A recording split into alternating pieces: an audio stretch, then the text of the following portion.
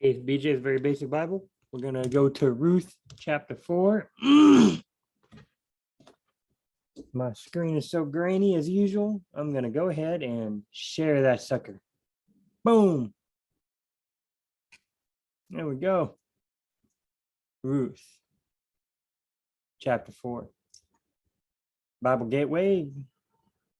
Using it to search quickly. You know, I had an original Very Basic Bible video. Showed 3 Bible websites. Bible.cc, Blue Letter Bible, Bible Gateway. Then I found this one over here, and I was like, hey, that's pretty good. So I had a video on that. Now all I use is Bible Gateway and this one. I haven't had to look up words in a while, so I hadn't used Blue Letter Bible, but you know. All right, here we go. One verse. Where is it at? And may your house become like the house of Perez, whom Tamar bore to Judah, because of the offspring the Lord will give you by this young woman. Who's speaking here? We are witnesses, said the elders and all the people at the gate. May the Lord make the woman entering. Okay, so these witnesses are speaking. Are they? Let's see, entering your home, fell like Rachel and Leah, who built together the house of Israel. May you be prosperous in Ephrathah and famous in Bethlehem. Right there, quotation marks, they haven't ended yet. And may your house become like the house of Perez, whom Tamar bore to Judah, because of the offspring the Lord will give you by this young woman. Close parentheses. Okay, looks like the same to me. We are witnesses, said the elder and all the people at the gate. So everyone's speaking. Okay, and may your house become like the house. So whose house? Boaz's house. Why Boaz? Because of the offspring the Lord will give you by this young woman. Who's the young woman? Ruth. So they're like, Boaz, we want your house. But wait, I thought it was Naomi's house. Look down here. Blessed be the Lord who has not left you this day without a kinsman redeemer. May his name, he will fulfill and sustain your life, Naomi, for your daughter-in-law, Ruth. Okay. Naomi took the child. A son has been born to Naomi. Now, obviously, we haven't read that far in this Bible study. We just started not even 6 minutes ago. We just started. We didn't, but I just now read it, and I've read it in the past. I expected you to know that I'd read it in the past, what I was going to read in the future, which I just now read. Oh, sorry, that didn't make it. Okay. So why they call it Boaz? Boaz, we're gonna build up your house by the son this woman will give you, Boaz. Hey, Boaz, Ruth is gonna because of the offspring the Lord will give you, Boaz. By who? By this young woman, by Ruth. Ruth is going to give you a woman, Boaz. It's going to give you Ruth is going to give you a son, Boaz, and may your house through that son that Ruth gives you become like. So it's all about Boaz. I thought it would. Look at that, Naomi. Son has been born to Naomi. Of course, it's Naomi's grandson, but who lost the husband? Naomi lost the husband, Elimelech, but she had 2 kids. She lost the kids. Ruth is a Gentile who has become Jewish culturally, religiously. Okay. She's not ethnically Jewish. She's ethnically a Moabite. Yeah. We read that story. The 2 daughters of Isaac, Lot. 2 daughters of Lot. Abraham had a nephew. His name was Lot. Lot gets old in age. He's all kind of like kind of an old geezer maybe. His daughters are like, there are no men around. We're gonna die. They get their dad drunk. They have relations. Look at this. Where's it at? And when he had relations with her, the Lord enabled her to conceive. They had relations with their dad so they could have kids to pass them on. Like we said, women really wanted kids for some reason. So they did. One of them was Ammon, and one of them was Moab. Ruth is a Gentile from Moab. She's from the line of Lot's incestuous daughters, Abraham's nephew. Well, if he's related to Abraham, then he's not a Gentile, he's a Jew. The line goes Abraham to Isaac, to Jacob, to Judah. Then you have the Jews. Yep. So Naomi, the line goes through her, who's a Jew. We're fairly certain she's a Jew. Elimelech is Jewish. Naomi is Jewish. Elimelech and Naomi's sons, Mahlon and Chilion, are Jewish. Their wives are Moabites. Naomi's kind of like the matriarch of this family here, right? They keep calling Ruth this young woman, this woman you brought, a woman who came from another place, right? And she's ethnic. She's culturally and religiously Jewish. She's denounced the gods of her fathers by accepting the God of Israel. You know, she started to fit in. She's probably done rituals as a Jew. She's probably, yeah. She said, I will follow your God, to Naomi, whose name is God? Yahweh. There we go. And she does. She follows by doing good things. You know. So it's Naomi. It's Elimelech, of course. So they're talking about Naomi. The women say, hey, we built a house for you, Naomi. I mean, hey, Naomi, you've got a son now to perpetuate your family line. They don't say it to Ruth. Ruth is the foreigner who is now Jewish. They say it to Naomi, the actual Jewish, like the head of the house, kind of. That's what I'm thinking. That's my take on it. You know, obviously Ruth doesn't tell us, the book of Ruth doesn't tell us exactly why. We don't read it in these verses. I don't recall anywhere else in the Bible where it explains this, but that's my thought on it, you know.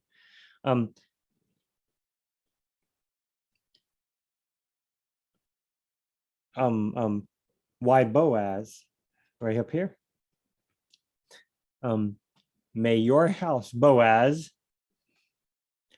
the offspring which the Lord give you, Boaz, from this young woman. Wouldn't the offspring actually be given to Elimelech? They're given to Elimelech through Boaz. Boaz takes Mahlon,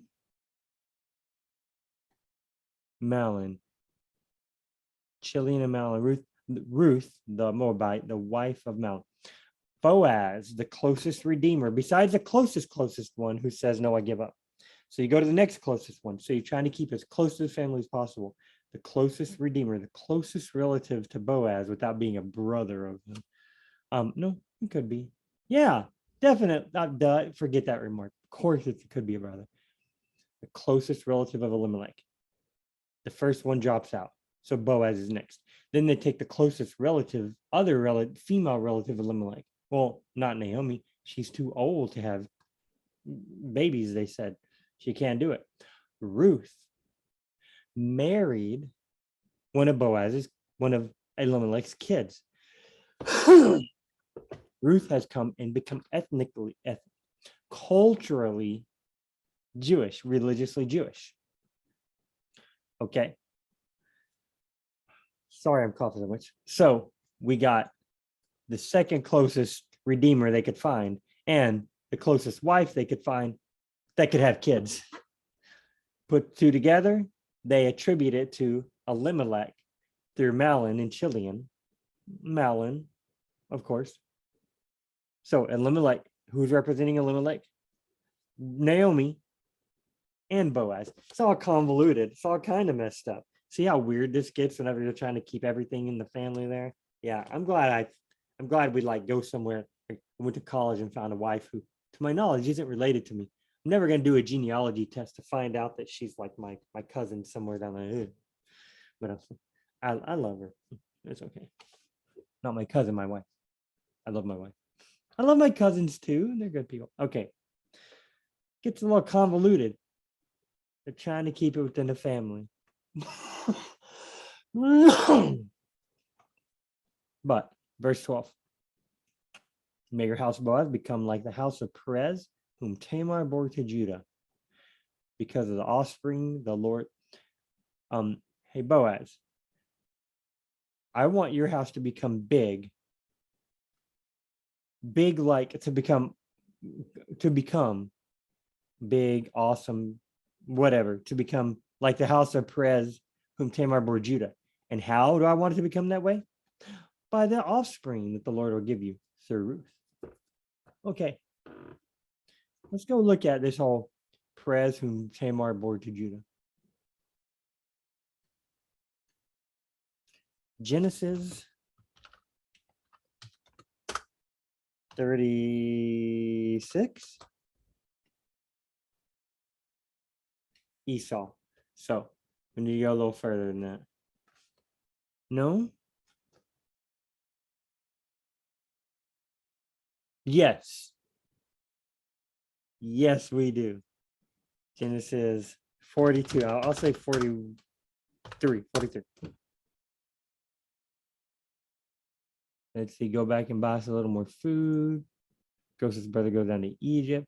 Then Jacob hearing there was food in Egypt. So we're on to the Joseph story. But I thought that the story of Tamar and Judah was in the middle of the Joseph story. Okay, we're going back. We're going back. Hey, about the same time. So where's Joseph's story? Okay, now Jacob lived in the land of Canaan where his father sojourned, and these are his generations. Joseph, when he was 16 years old, so there's the start of the Joseph story. Then the next chapter goes from Joseph to Judah. And then the rest of the book of Genesis almost is Joseph and Jacob. Joseph and his brothers. And then at the end, you got Jacob again, the father of Joseph. Okay, so Joseph got 12 sons. One of them is Joseph. But here we're talking about the son Judah. About the same time, Judah descending from his brothers.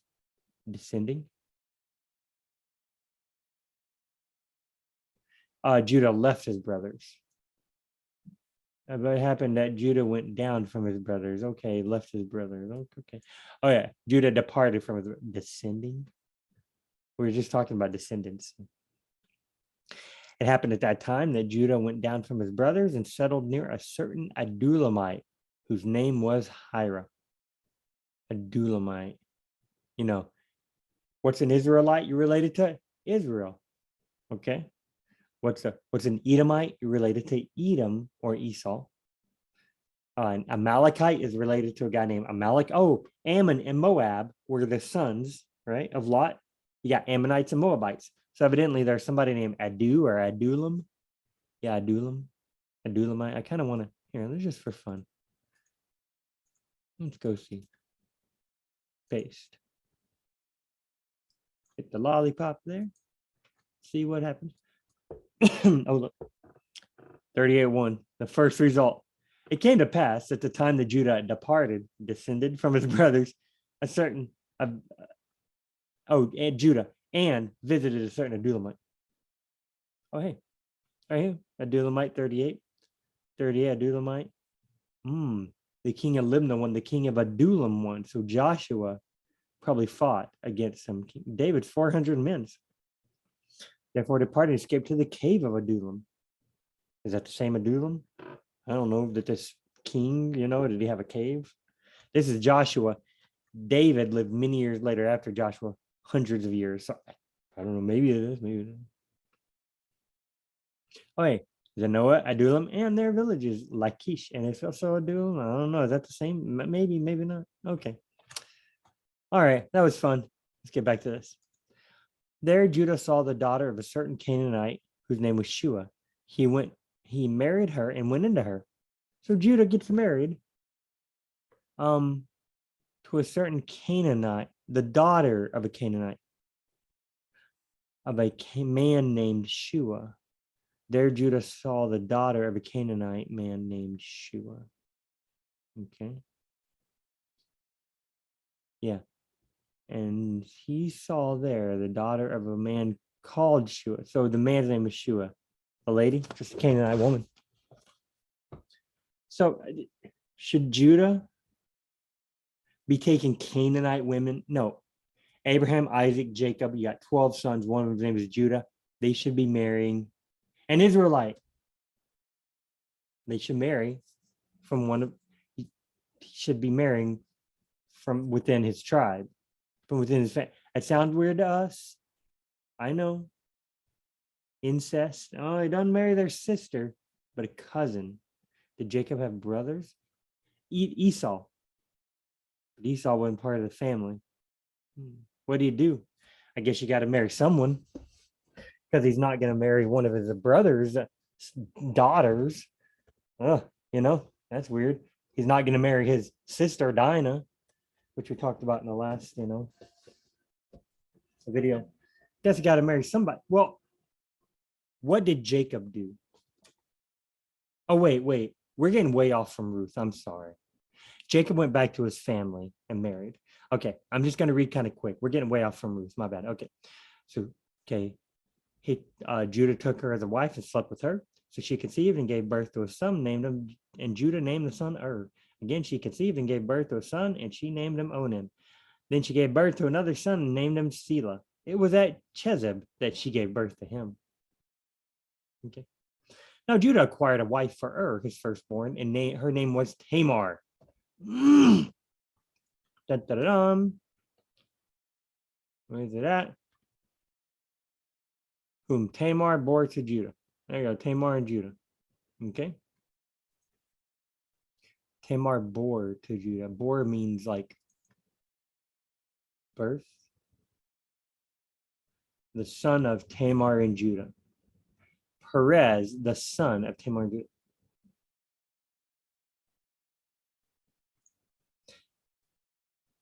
Judah acquired a wife for his firstborn, and her name was Tamar. So Judah gets a wife for his son named Tamar. This is Judah's daughter-in-law. But over here, it says Perez was the son, where is it at? Of Tamar and Judah. Perez is the son of Judah and his daughter-in-law. Let's keep reading the story. Okay, but Judah's firstborn, was wicked in the sight of the Lord, so the Lord put him to death. It happens to us all. We all die. Then Judah said to Onan, remember up here, let's see, again, she conceived and gave birth to a son. She named him Onan. Then she gave birth to another son and named him Shelah. Okay, so you got Onan, and Shelah. Then Judah said to Onan, sleep with your brother's wife, perform your duty as her brother-in-law, and raise up offspring for your brother. That's exactly what we were talking about in Ruth. The kinsman redeemer is like, I don't want to marry her. That's not going to be my son. He's not going to get my inheritance right here. But Onan knew that the offspring would not belong to him. That's the same thing that the other redeemer did over in Ruth, remember? Up here.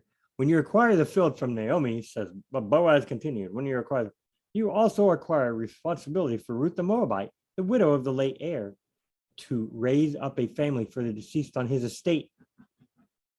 Close parentheses. The Redeemer replied, open, I cannot exercise my right of redemption, for that would endanger my own estate. At least he didn't go into her, have sex with her, and then, watch this. So whenever Onan knew the offspring would not belong to him, just like the Redeemer and Ruth knew the offspring wouldn't belong to him. What does the Redeemer and Ruth do? I'm not going to redeem it. You redeem it, Boaz. What does Onan do? So whenever he slept with his brother's wife, Tamar, he would spill his seed on the ground so that he would not produce offspring for his brother. What he did was wicked in the sight of the Lord, so God put Onan to death as well. Then Judah said to his daughter-in-law Tamar, live as a widow in your father's house until my son Shelah grows up. For he thought, oh, what did Judah think? He may die too, like his brothers. Does he think this girl is like jinxed or cursed or something? Why would he die? Hey, wait until my son grows up. Okay, that makes sense. Live with your dad until my son grows up. Okay, that makes sense. Hey, eventually you're gonna take my son, and he's too young now, but eventually you're gonna have sex with him to have an heir. Don't worry, and we'll raise up. But what was Judah thinking instead? He may die like his brothers. That's come on, Judah. So, and besides, he's so young. Shayla's young. How young is Sheila? I don't know. So Shayla. So Tamar went to live in her father's house. After a long time, okay, now in the process of time, okay, after a long time, the daughter of Shua, Judah's wife, the daughter of Shua died. Okay, Judah's wife, the daughter of Shua died. When Judah had finished mourning, he and his friend Hira the Adullamite went up to his sheep shears at Timnah. Okay, mourning's over. Let's go to the sheep shears. When Tamar was told your father-in-law is going up to Timnah to shear sheep, oh, we're back to Tamar. So it's been a long time. Tamar is living with her father. Okay. Now, remember, right up here in Ruth, whom Tamar bore to Judah. We haven't gotten to Perez yet, but recall the reason we're going through this story. BJ, I thought we were in Ruth. Yes. The people reading this book at that time, whenever this book first came out, whenever it came out, probably hundreds of years later, they would know the story most likely of Tamar and Judah. More importantly, these people, all the people who are at the gate and the elders replied, whenever they say, whom Tamar, the family of Perez, Tamar bore to Judah, they probably knew the story. They most likely knew it. When we read it today, though, we don't know it. We want to put ourselves in the shoes of the people in the story to try and understand the story. Let's know who Judah, okay. Go get some knowledge of Perez and Tamar and Judah. When Tamar was told your father-in-law is going up to Timnah to shear his sheep, close parentheses, when she was told this, she removed her widow's garments because her husband had died. And then her Levirate husband had died, the brother. So it's like, she ain't got nobody. What does she do? Removes her widow's garment, covered her face with a veil to disguise herself. Okay. And sat at the entrance to Enam. All these place names, Timnah, Tamar. Oh, that's not a place name. Enam.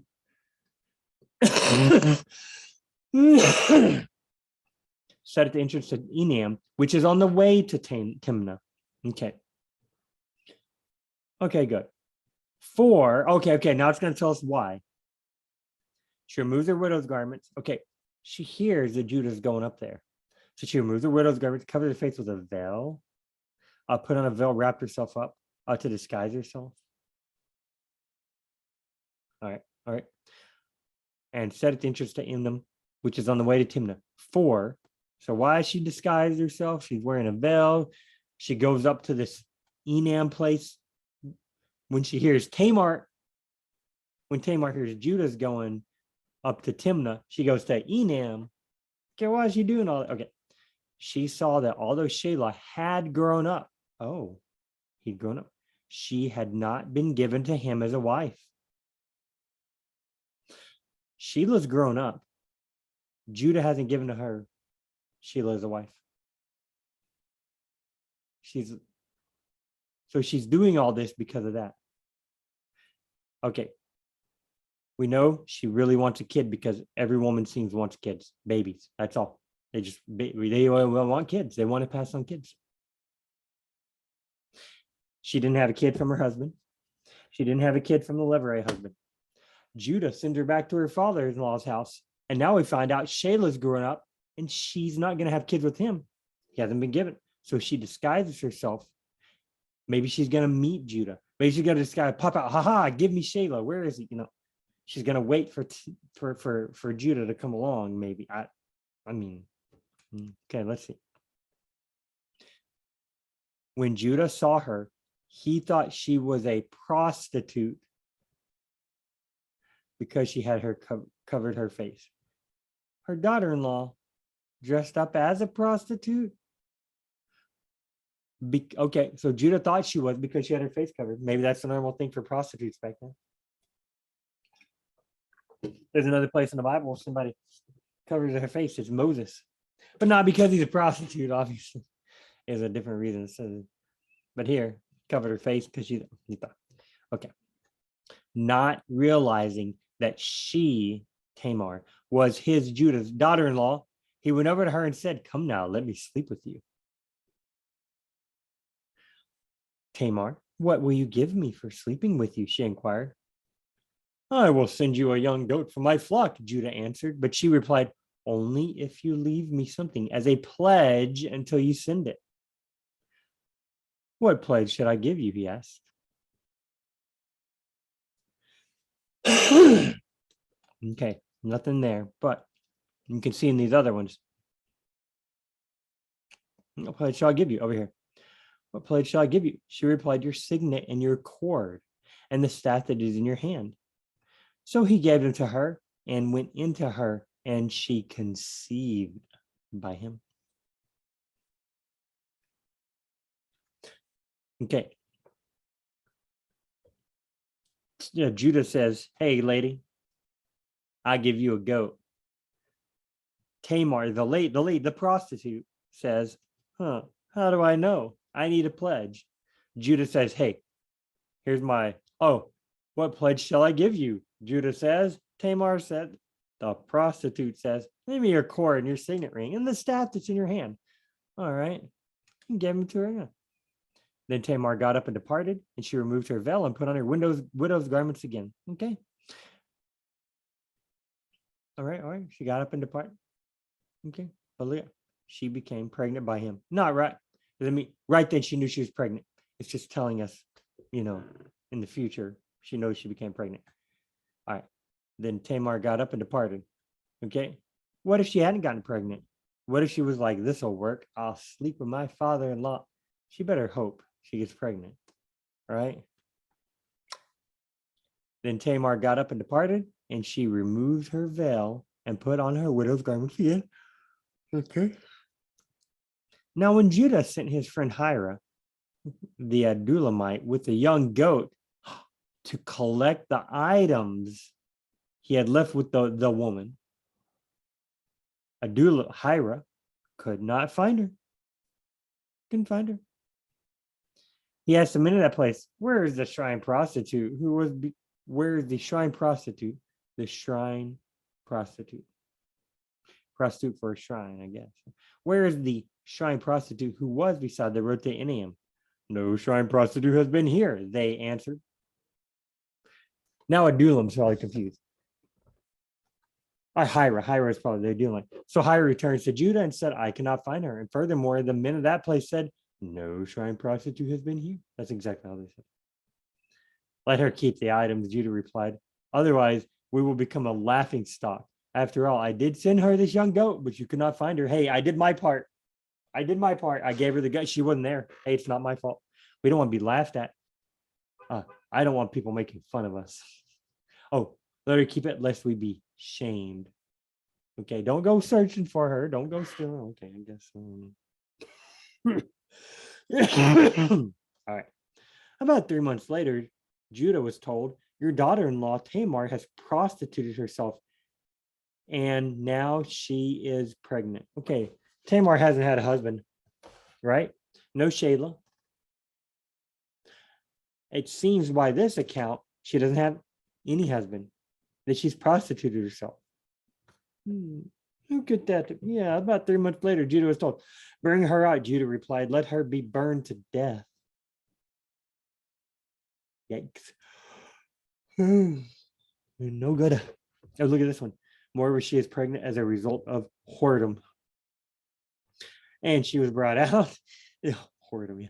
And she was brought out. Tamar, as she was being brought out, Tamar sent a message to her father-in-law. I am pregnant by the man to whom these items belong. And she had to please examine them. Whose seal and cord and staff are these?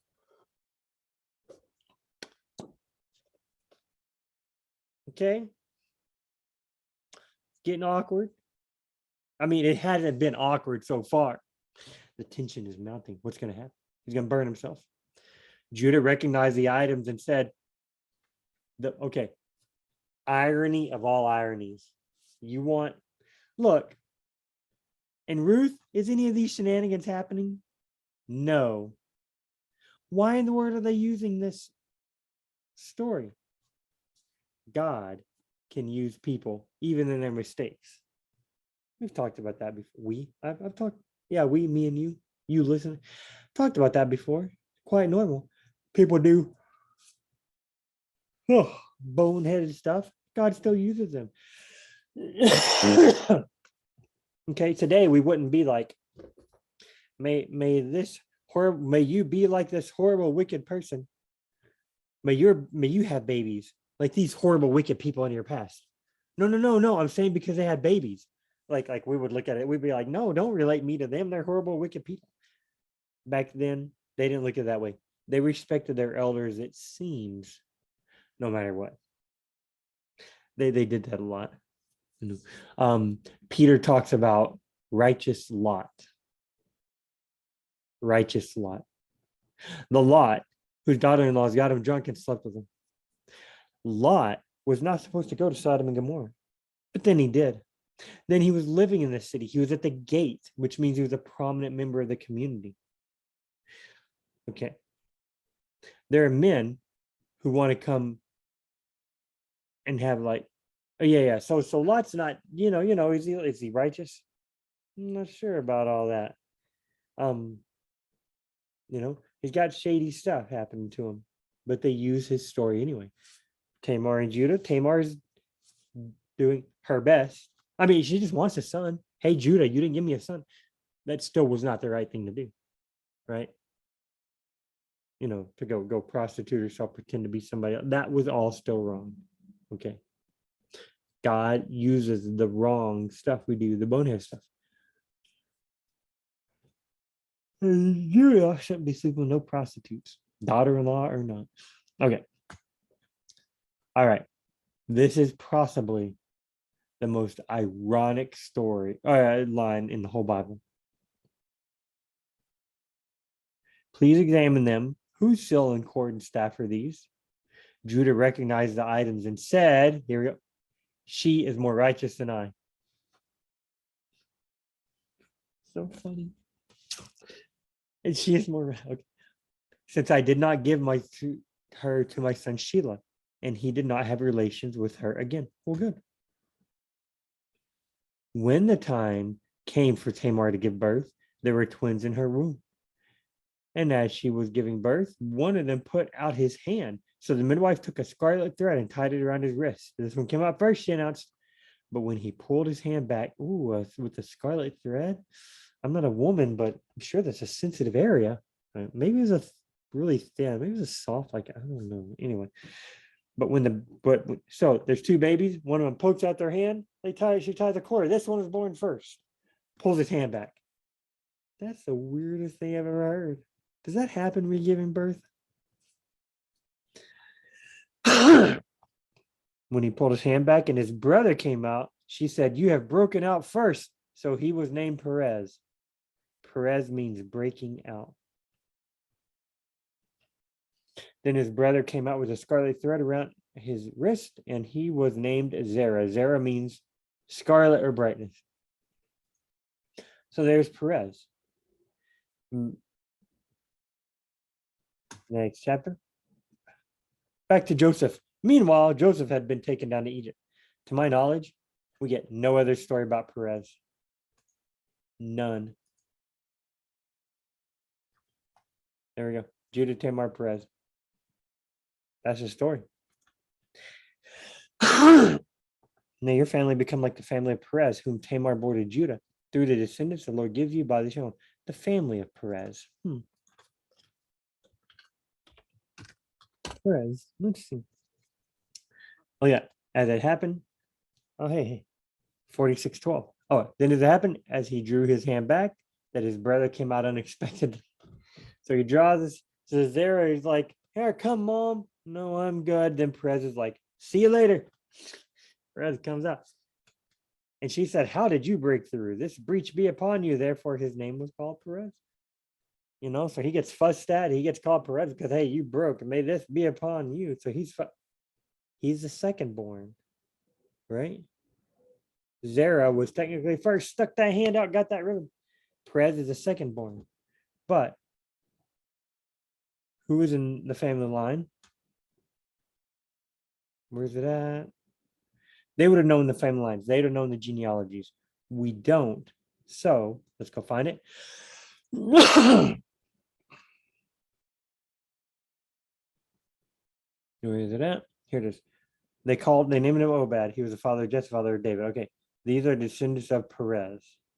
Why Perez? Perez was the father of Hezron. Hezron was the father of Ram. Ram was the father of Aminadab. Aminadab was father of Nation. Nation Salma. Salma Boaz. Boaz Obed. Obed Jesse. Jesse became the father of David. Why Perez? Because Judah goes to Jacob. Jacob goes to Isaac. Isaac goes to Abraham. Abraham, Isaac, Jacob, Judah. Well, why not Zerah? Maybe Zerah didn't have any kids. Maybe only Perez had kids. I'm not sure why they picked Perez rather than Zerah. Maybe find it. Maybe find out. Where's Zerah? Type in. Yeah, Perez. Let's go Zerah. Zerah.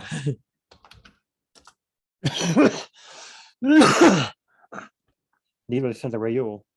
Not real. Nahath, Zerah, Shemath, and so that's not the same Zerah. Genesis 36. Sons of real Esau's son. Oh, Esau's son, real. Okay, so that's not the same Zerah. And when Bela died, Jobab, the son of Zerah of Borzim, reigned in his place. 36:17. So I'm guessing that's that same Zerah there. 36. You got a genealogy. These were the sons of real Esau's son, Chief Nathan, Chief Zerah, Chief Shammah, Chief Mizah. These were the chiefs of Reuel in the land of Edom. These were the sons of Basemath, Esau's wife. Okay. You got a genealogy thing here. When Bela died, Jobab, the son of Zerah. Is that the same Zerah? I'm not sure. Maybe it is. It is the same genealogy. Let's see. Full chapter. These were the chiefs of Edom, of the sons of Esau. Okay. Edom, for some reason, and Esau are the same. Okay. Edom, Esau, same person. Jacob, Israel, same person. The sons of Eliphaz, the firstborn son of Esau, were Chief Timon, Chief Omar, Chief Zepho, Chief Kenneth, Chief Korah, Chief Gatton, and Chief Malak. These were the chiefs of Eliphaz in the land of Edom. They were sons of Ada. These are sons of Reuel, Esau's son, Chief Nathan, Chief Zerah. So that's not the same. Because that's Esau's son, Chief Shammah, and Chief Mizah, not Tamar's son, Zerah. And these are some, yeah. Okay, let's go back. No. Back one. So we're trying to figure out who Zerah is. Why wasn't Zerah chosen? Why was Perez chosen for the line of David to go through? Why were they like, may your house be like Perez? Because they didn't know that. Right here. Where's it at? Where is it at? I know it's up here. Oh. May your family become like the family of Perez, whom Tamar bore to Judah. Did they know that from Perez was going to come from Perez, who is the daughter of Judah? Okay. Perez goes to, let's see. Perez goes to from Abraham to Isaac to Jacob to Judah to Perez to Hezron to Ram to Aminadab, Aminadab to Nation to Selma to Boaz. Okay, that makes sense. That's why they're like, Perez. They've already said Judah to Tamar. They've already said well, that's one. This kind of helps. And I don't know the exact reason why. Can't read their minds. They've already said, may your house be like Jake, Jacob and Leah. May your home you're entering be like Rachel and Leah, who built up the house of Israel. Rachel and Leah. Okay, Rachel and Leah had Leah specifically had the son Judah. Judah had a son with Tamar over here, the whole prostitute quote unquote thing, had a son named Perez. Perez eventually had a son named Hezron, who had one named Ram, and who had a son named Aminadab, Nahshon, Salma, Boaz. So Perez, not Zerah, is Boaz's. Okay, there's Boaz's father. Great, great, great, great, great grandfather. I guess that's why. I guess if Boaz had come through Zerah, then they'd be like, yay, Zerah. There we go. That wasn't so bad, was it? Man. So they don't say, may Abraham be like Sarah. May you be like Abraham to Sarah, because Sarah was old in years and you're they didn't say that. And you had a son. Well, who was the son? There was the son Ishmael and Isaac. Well, Ishmael was illegitimate. So then there was Isaac. There's just one son. Well, then Abraham had more sons. But who did the line go through? From Isaac to Jacob. Okay, from Isaac to Jacob. Yeah. So why not Jacob? It was Jacob. Why Jacob? Oh, why not Isaac? Isaac had two sons. One of them was chosen. One. Esau, Edom. Esau was not chosen, right? Esau had his own nation in the land of Seir, it's called.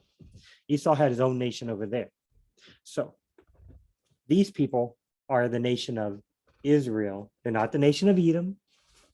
So they're not going to go back to Isaac and say, may your house be like Isaac, because Isaac had two nations.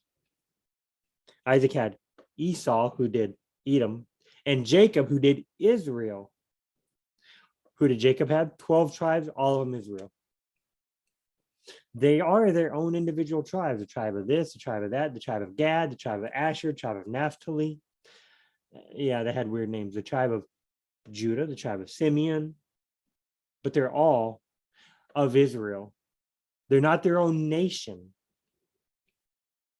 Ishmael and Isaac, who were born of Abraham, different nations. Edom, because they were even born from different mothers, right? Sarah bore Isaac, but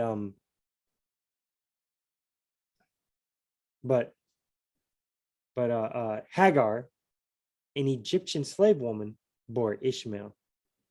God said, hey, don't worry, I'm going to give Ishmael his own country. And he did. So he's got his own country. So you got Isaac. Does Isaac have a country yet? No. Abraham was wandering around, no country yet. Isaac is wandering around, no country yet. Gives birth to Edom, Esau, and Jacob. God says these are two nations. They end up becoming, even though they're brothers, twin brothers, they end up becoming two nations. They break off from each other. God says Jacob is who the promise is going to be through. God said, I am choosing Jacob to do the promise through, not Esau. So Esau has his own nation. Jacob singularly has the promise. He has the chosen son. He gets a blessing from Isaac. Esau comes in and says, Father, give me a blessing. Oh, I already gave it to your son. It was a crazy story. We've read it probably in this. We've looked at it probably in the Ruth Bible study. Go back through one of the, I don't know, 20 video, 30, I'm not sure, hours of videos and look. 3:41, I gotta hurry. The Remnant Radio coming up next at 4 o'clock. In fact, here, let me check over there real quick. So God chooses how many kids of Jacob? So God chose from Ishmael and Isaac, he chose Isaac. From Jacob and Esau, he chose Jacob. Between Jacob's 12 sons, he chooses all of them. They're all of Jacob. They're all the nation of Israel. All right here. They're all the nation of Israel. Now there is a family line that goes from Israel through Judah, then from Judah through who? Talks about Perez from Tamar. Talks about Perez. Then so Perez, then it goes what to Ram, Aminadab, Nation, Salmon. I think I missed the name. Hezron, Ram, Aminadab, Nation, Salmon. I was pretty close, man. To Boaz. Boaz was the father of it. So we do have a line going down, okay? The line from Judah to Boaz. Maybe that's why the book of Ruth is included, to show all this, to show why did the line go through them. Could have had just King David. Hey, the line goes from David, trace his genealogy up, but they include Ruth. In the New Testament, we do know that Jesus' family line does come through Boaz and Ruth. So that's pretty cool. The Messiah comes through a chosen line. He's a chosen person. Yeah. I've been coughing so stinking much. My throat hurts. Man, I'm sitting here talking. Oh, all right.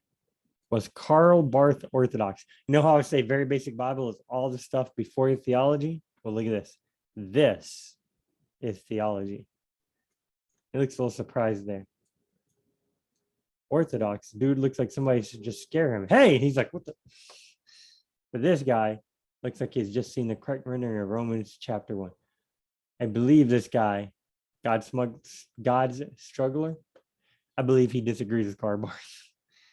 He's like, wait, what? The Karl Barth is like, that's the first. I don't know, maybe not. All right, guys. Trying to get us into the right. Yeah. Now we know the story. Crazy story.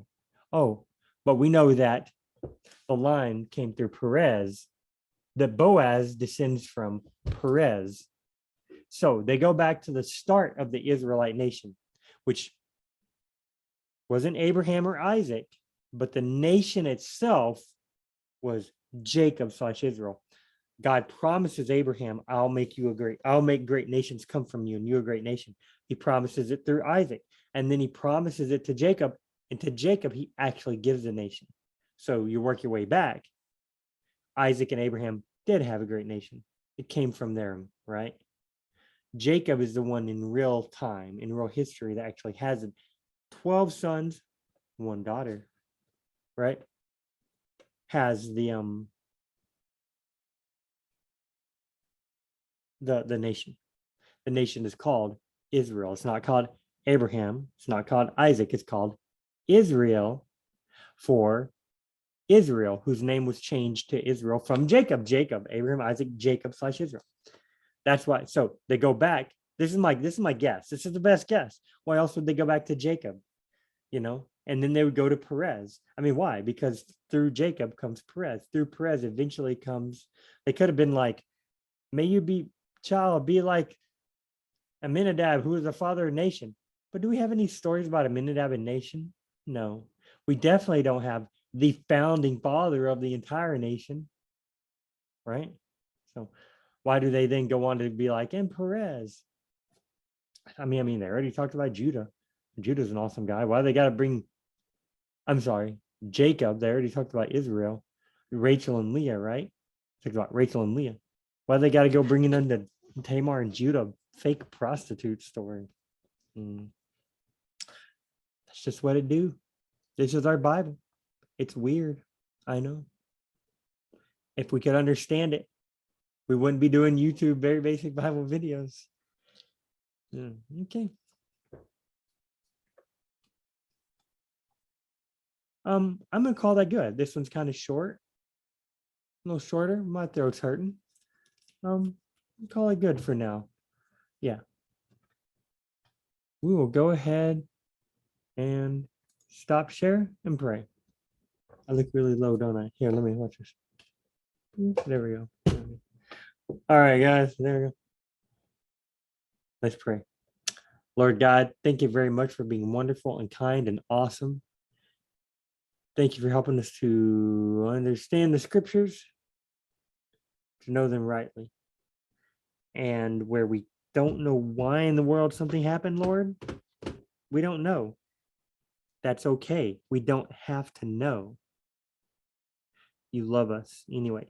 Your criterion for being a good human being is not knowing everything about everything. Thank you, Lord, for that. Thank you for dying on the cross, rising from the grave, sitting at the right hand of God the Father. Thank you, Jesus, for doing all that for us, for God raising from in the Spirit, for raising them from the dead, bringing them up there, for teaching us everything. Thank you very much. In your most heavenly name we pray. Amen. We'll see you guys on the next very basic Bible.